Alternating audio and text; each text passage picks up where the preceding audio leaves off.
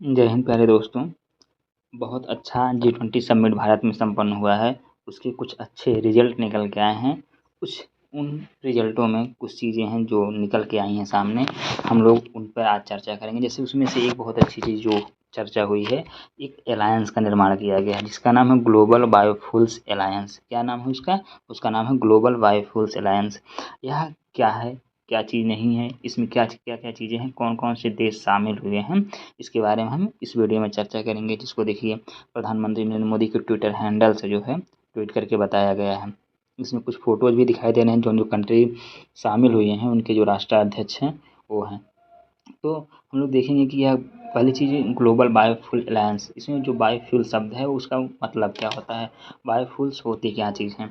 जब हम जैसे एग्रीकल्चरल जो वेस्ट होते हैं या इंडस्ट्रियल जो बायो वेस्ट होते हैं, डोमेस्टिक जो बायो वेस्ट होते हैं, उनका प्रयोग करके जब हम एथेनॉल या ऐसा फ्यूल बनाते हैं जो हमारे जैसे गाड़ियों के चलने के लिए सहायक होते हैं, पेट्रोल डीजल में हेल्पफुल होते हैं, जिससे एथेनॉल बनाया जाता है। तो यही क्या है, बायोफ्यूल है, अर्थात जो कार्बन इमिशन को कम से कम करता है और सस्टेनेबल डेवलपमेंट की तरफ लेके जाता है, तो वही है बायोफ्यूल्स।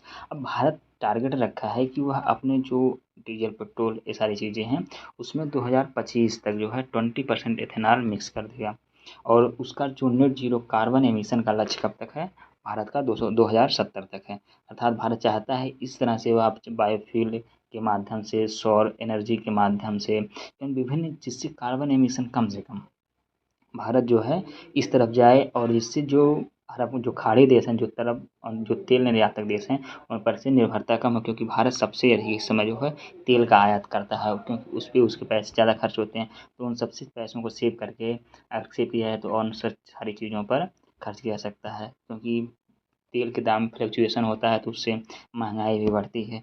इन सारी चीज़ों से बचा जा सकता है। तो हम लोग जानते हैं कि ग्लोबल बायोफ्यूल अलायंस के बारे में। इसका निर्माण जो है 9 सितंबर 2023 को, जब G20 समिट हो रहा था नई दिल्ली में, वहीं उस दौरान हुआ, जिसमें कुछ सदस्य देशों मतलब कुछ सदस्य देशों की सहायता से जो इसमें मेंबर हुए हैं, और जैसे उसमें है मेंबर में सिंगापुर है, बांग्लादेश है, Italy, USA, Brazil, Argentina, Mauritius, UAE, India है।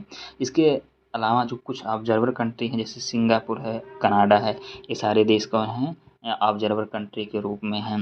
अब इसका मुख्य काम क्या है? इसका जो मुख्य काम है कि जैसे बायोफ्यूल में जो कुछ कंट्रीज़ हैं जिनके पास जो है टेक्नोलॉजी एडवांसमेंट है, अर्थात उनको टेक्नोलॉजी के बारे में जानकारी है, तो एक दूसरे के साथ शेयर किया जाए, इसलिए प्लेटफॉर्म बनाया गया। इसके साथ साथ जो सस्टेनेबल बायोफ्यूल्स, ऐसे बायोफ्यूल्स बनाए जाएँ जो सस्टेनेबल हो, जो आगे जो है भविष्य में काम लायक हों, जिनके पर्यावरण प्रदूषण को कम कम किया जा सके।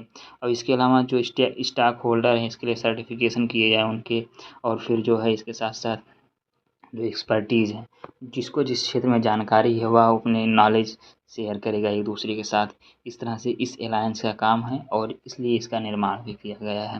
अगर देखा जाए तो इसका जो मेन एम क्या है, एक कैटालिटिक प्लेटफॉर्म प्रदान करना और विभिन्न देशों के साथ कोलैबोरेशन का निर्माण करना और बायोफ्यूल्स को एडॉप्ट करने के लिए लोगों को प्रेरित करना, जिससे जो है अन्य तेलों पर निर्भरता लोगों की कम हो, कार्बन इमिशन कम हो, तो ग्लोबल वार्मिंग से बचा जा सकता है, प्राकृतिक आपदाओं से बचा जा सकता है।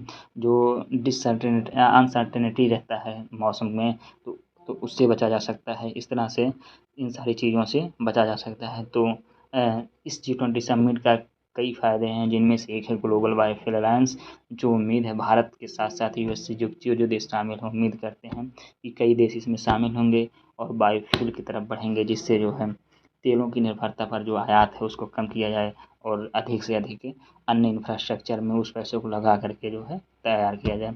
उम्मीद है ये जानकारी आपको अच्छी लगी होगी, तो कृपया चैनल को लाइक, शेयर एवं सब्सक्राइब करें। Thank you.